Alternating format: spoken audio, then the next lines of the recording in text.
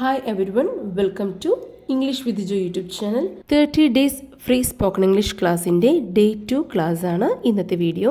English തെറ്റുകൂടാതെ കോൺഫിഡൻ്റായി സംസാരിക്കാൻ first time അറിഞ്ഞിരിക്കേണ്ട ഒന്നാണ് ടെൻസസ്. അതുകൊണ്ട് വീഡിയോ സ്കിപ്പ് ചെയ്യാതെ കാണുക.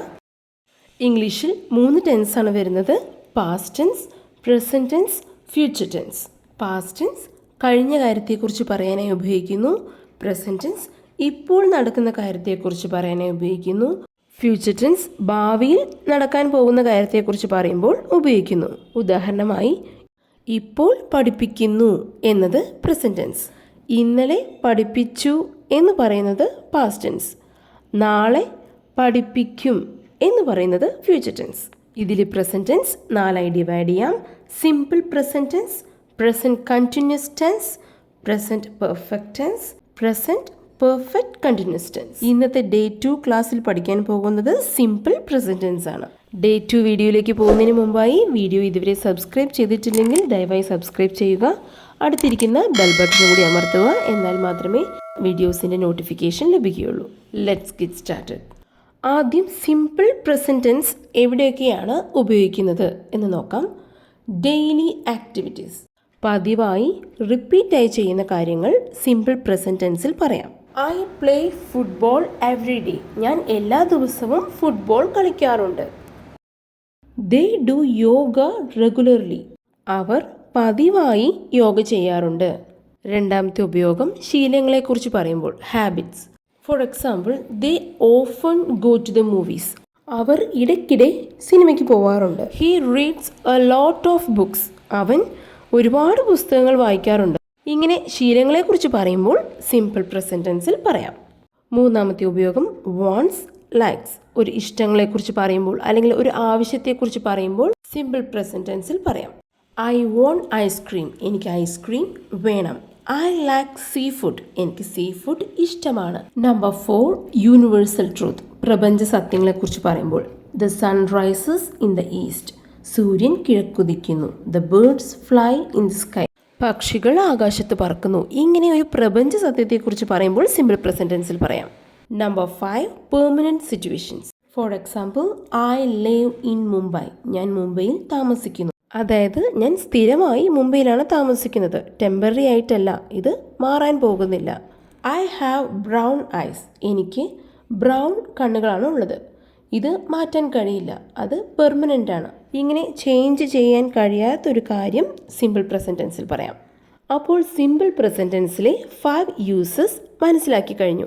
ഇനി പഠിക്കാൻ പോകുന്നത് ഈ ടെൻസ് ഉപയോഗിച്ച് എങ്ങനെ ഒരു പോസിറ്റീവ് സെൻറ്റൻസ് സംസാരിക്കാം, നെഗറ്റീവ് സെൻറ്റൻസ് എങ്ങനെ സംസാരിക്കാം, ക്വസ്റ്റ്യൻസ് എങ്ങനെ ചോദിക്കാം, നെഗറ്റീവ് ക്വസ്റ്റ്യൻസ് എങ്ങനെ ചോദിക്കാം, ഇതൊക്കെയാണ്. അതോടൊപ്പം സെൻറ്റൻസ് സ്ട്രക്ചർ എങ്ങനെയാണ് വരുന്നത് എന്നും മനസ്സിലാക്കാം. സെൻറ്റൻസ് സ്ട്രക്ചർ ഓർത്ത് വയ്ക്കുക എന്നുള്ളത് വളരെ ഇമ്പോർട്ടൻ്റ് ആണ്. Sentence order subject plus verb plus object എന്ന് ഡേ 1 പഠിച്ചിരുന്നു. സബ്ജക്റ്റ് പ്ലൂറൽ ആണെങ്കിൽ ഐ, യു, വി, ദേ ഇങ്ങനെ ഒന്നിൽ കൂടുതൽ വ്യക്തികളെക്കുറിച്ചാണ് സംസാരിക്കുന്നതെങ്കിൽ വേർബിൽ ഒരു മാറ്റവുമില്ല, V1 ഫോമിലായിരിക്കും വരുന്നത്. ഇതിൽ ഐ എന്നുള്ളത് ഞാൻ എന്നുള്ള ഒരാളെക്കുറിച്ചാണ് പറയുന്നത്. പക്ഷേ ഇംഗ്ലീഷ് ഗ്രാമർ റൂളിൽ ഇതിനെ പ്ലൂറലായിട്ടാണ് കണക്കാക്കുന്നത്. എന്നാൽ പ്രവൃത്തി ചെയ്യുന്ന ആൾ സിംഗുലർ ആണെങ്കിൽ ഹി, ഷീ, ഇറ്റ് അല്ലെങ്കിൽ പേര്. അപ്പോൾ വേർബിൻ്റെ കൂടെ എസ് അല്ലെങ്കിൽ ES ചേർക്കണം. വേർബിനെ കുറിച്ച് ഡീറ്റെയിൽ ആയിട്ട് അറിയണം എന്നുണ്ടെങ്കിൽ ഞാൻ നേരത്തെ ഒരു വീഡിയോ ചെയ്തിട്ടുണ്ട്. V1, V2, V3, V4, V5. ആ വീഡിയോയുടെ ലിങ്ക് താഴെ ഡിസ്ക്രിപ്ഷൻ ബോക്സിൽ കൊടുക്കുന്നുണ്ട്. അതിൽ കയറി ചെക്ക് ചെയ്യാവുന്നതാണ്. സബ്ജക്റ്റ് പ്ലൂറൽ ആണെങ്കിൽ പോസിറ്റീവ് സെൻറ്റൻസ് എങ്ങനെ പറയാമെന്ന് പഠിക്കാം. I work for him. ഞാൻ അവന് വേണ്ടി ജോലി ചെയ്യുന്നു. ഇവിടെ സെൻറ്റൻസ് സ്ട്രക്ചർ ഐ എന്നുള്ളത് സബ്ജക്റ്റ്, വർക്ക് എന്നുള്ളത് V1 ഫോം ഓഫ് ദ വെർബാണ്. ഫോർ ഹിം എന്നതാണ് ഇവിടെ ഒബ്ജക്റ്റിൻ്റെ പ്ലേസിൽ വന്നിരിക്കുന്നത്. നെഗറ്റീവ് സെൻറ്റൻസിലേക്ക് ആക്കുമ്പോൾ സെൻറ്റൻസ് സ്ട്രക്ചർ ഇങ്ങനെയാണ്: ആദ്യം സബ്ജക്റ്റ്, അതിനുശേഷം ഡു നോട്ട്, അതിനുശേഷം V1 form of the verb, അതിനുശേഷം object. I don't work for him. ഞാൻ അവന് വേണ്ടിയല്ല ജോലി ചെയ്യുന്നത്. ഇവിടെ ഡു നോട്ട് എന്നതിൻ്റെ ഷോർട്ട് ഫോം ആണ് don't. I don't work for him. ഞാൻ അവന് വേണ്ടിയല്ല ജോലി ചെയ്യുന്നത്. പോസിറ്റീവ് സെൻറ്റൻസ് നെഗറ്റീവ് സെൻറ്റൻസിലേക്കായപ്പോൾ ഡു നോട്ട് എന്ന് ഇവിടെ വന്നിട്ടുണ്ട്. അപ്പോൾ ഇവിടെ ഡു എന്താണ്? ഹെൽപ്പിംഗ് വേർബാണ്.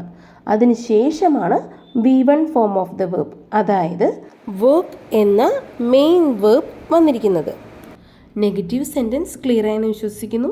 ഇനി ക്വസ്റ്റ്യൻ ചോദിക്കുമ്പോൾ എങ്ങനെ ചോദിക്കാമെന്ന് നോക്കാം. Do you work for him? നീ അവന് വേണ്ടിയാണോ ജോലി ചെയ്യുന്നത്? സെൻറ്റൻസ് സ്ട്രക്ചർ ഡു എന്ന ഹെൽപ്പിംഗ് വേർബ് ആദ്യം വരുന്നു, അതിനുശേഷം സബ്ജക്റ്റ് വരുന്നു, അതിനുശേഷം V1 form of the verb ആണ്, അതിനുശേഷം ഒബ്ജക്റ്റ്. നെഗറ്റീവ് ക്വസ്റ്റ്യൻ ആയിട്ടാണ് ചോദിക്കുന്നതെങ്കിൽ ഡു നോട്ട് കഴിഞ്ഞ ശേഷം സബ്ജക്റ്റ്, അതിനുശേഷം V1 form of the verb, അതിനുശേഷം object. Don't you work for him? നീ അവന് വേണ്ടിയല്ലേ ജോലി ചെയ്യുന്നത്? Don't you work for him. Negative question എവിടെയാണ് ഉപയോഗിക്കുന്നത്? നമുക്കറിയുന്ന ഒരു കാര്യം അവരോട് തന്നെ ചോദിച്ച് കൺഫേം ചെയ്യാനാണ് ഉപയോഗിക്കുന്നത്. അപ്പോൾ സബ്ജക്റ്റ് പ്ലൂറൽ ആണെങ്കിൽ ഈ സെൻറ്റൻസ് എല്ലാം ഉപയോഗിച്ച് എങ്ങനെ സംസാരിക്കാം എന്നതിൻ്റെ എക്സാമ്പിൾ കണ്ടു കഴിഞ്ഞു.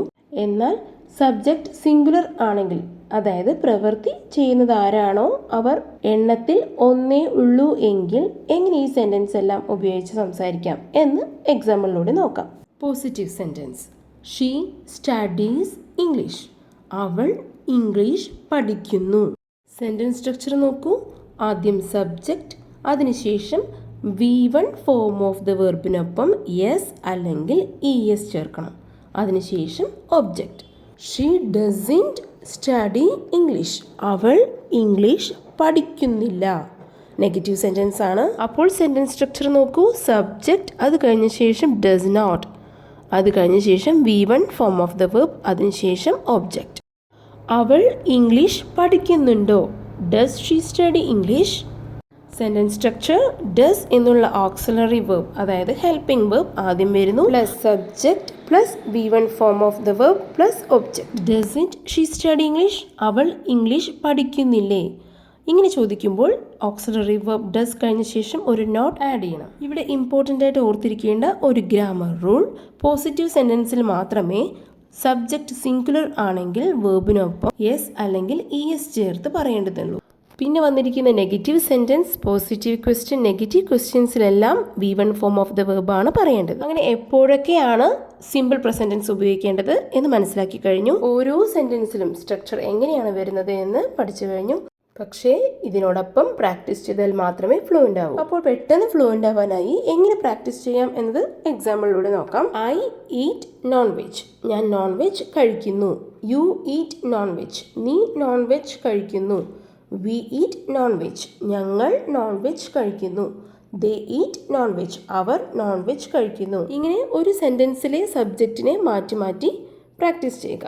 He Eats non veg. അവൻ നോൺ വെജ് കഴിക്കുന്നു. She Eats non veg. അവൾ നോൺ വെജ് കഴിക്കുന്നു. It Eats non veg. It എന്നുള്ളത് ഒരു ആനിമൽ ആവാം. It Eats animal. അത് നോൺ വെജ് കഴിക്കുന്നു. ഇവിടെ പി എന്ന് ഉദ്ദേശിക്കുന്നത് പ്ലൂറൽ സബ്ജക്റ്റ്, എസ് എന്നുള്ളത് singular subject. Negative sentence. I don't eat non veg. ഞാൻ നോൺ വെജ് കഴിക്കില്ല. We don't eat non veg. ഞങ്ങൾ നോൺ വെജ് കഴിക്കില്ല. They don't eat non veg. അവർ നോൺ വെജ് കഴിക്കില്ല. He doesn't eat non veg. അവൻ non veg കഴിക്കില്ല. She doesn't eat non veg. അവൾ non veg കഴിക്കില്ല. It doesn't eat non veg. അത് non veg കഴിക്കില്ല. ഇവിടെ പ്ലൂറൽ സബ്ജക്റ്റിൻ്റെ കൂടെ ഇരിക്കുമ്പോൾ ഡു എന്ന ഹെൽപ്പിംഗ് വേർബ് ഡസ് എന്നായി സിംഗുലർ സബ്ജക്റ്റിൽ മാറി. Positive questions. Do you eat non veg. നീ നോൺ വെജ് കഴിക്കാറുണ്ടോ, അല്ലെങ്കിൽ നിങ്ങൾ നോൺ വെജ് കഴിക്കാറുണ്ടോ. Do they eat non veg. അവർ നോൺ വെജ് കഴിക്കാറുണ്ടോ. Does he eat non veg. അവൻ നോൺ വെജ് കഴിക്കാറുണ്ടോ. Does she eat non veg. അവൾ നോൺ വെജ് കഴിക്കാറുണ്ടോ. Does it eat non veg. അത് നോൺ വെജ് കഴിക്കാറുണ്ടോ. ചോദ്യം ചോദിക്കുന്നത് പ്ലൂറൽ സബ്ജക്റ്റ് ആണെങ്കിൽ ഡു ഉപയോഗിച്ച് തുടങ്ങണം. സിംഗുലർ സബ്ജക്റ്റ് ആണെങ്കിൽ ഡസ് ഉപയോഗിച്ച് തുടങ്ങണം. ഇവിടെ വേർബ് വന്നിരിക്കുന്നത് V1 form of the verb ആണ്. എസ് ES അങ്ങനെയൊന്നും ആഡ് ചെയ്യരുത്. Negative questions. Don't you eat non veg. നിങ്ങൾ നോൺ വെജ് കഴിക്കാറില്ലേ. Don't they eat non veg. അവർ നോൺ വെജ് കഴിക്കാറില്ലേ. Doesn't he eat non veg. അവൾ നോൺ വെജ് കഴിക്കാറില്ലേ. Doesn't she eat non veg. അത് non veg കഴിക്കാറില്ലേ. Doesn't it eat non veg. ഇതേപോലെ ഒരു 5 സെൻറ്റൻസ് എങ്കിലും മിനിമം പ്രാക്ടീസ് ചെയ്ത് നോക്കുക. ഈ സിമ്പിൾ പ്രസൻറ്റൻസിനെ കുറിച്ച് എന്ത് ഡൗട്ട് ഉണ്ടെങ്കിലും കമൻറ്റ് ബോക്സിൽ ചോദിക്കാവുന്നതാണ്. ഡേ 2 ക്ലാസ് യൂസ്ഫുൾ ആയെങ്കിൽ ഇംഗ്ലീഷ് പഠിക്കാൻ ആഗ്രഹിക്കുന്ന നിങ്ങളുടെ ഫ്രണ്ട്സിലേക്ക് ഈ വീഡിയോ ഷെയർ ചെയ്യുക. വീഡിയോ ഇഷ്ടമായെങ്കിൽ ലൈക്ക് ചെയ്യുക. തുടർന്ന് അപ്ലോഡ് ചെയ്യുന്ന വീഡിയോസിൻ്റെ നോട്ടിഫിക്കേഷൻ ലഭിക്കാനായി സബ്സ്ക്രൈബ് ചെയ്യുക. ഡേ 3 വീഡിയോയുമായി വീണ്ടും കാണാം. താങ്ക്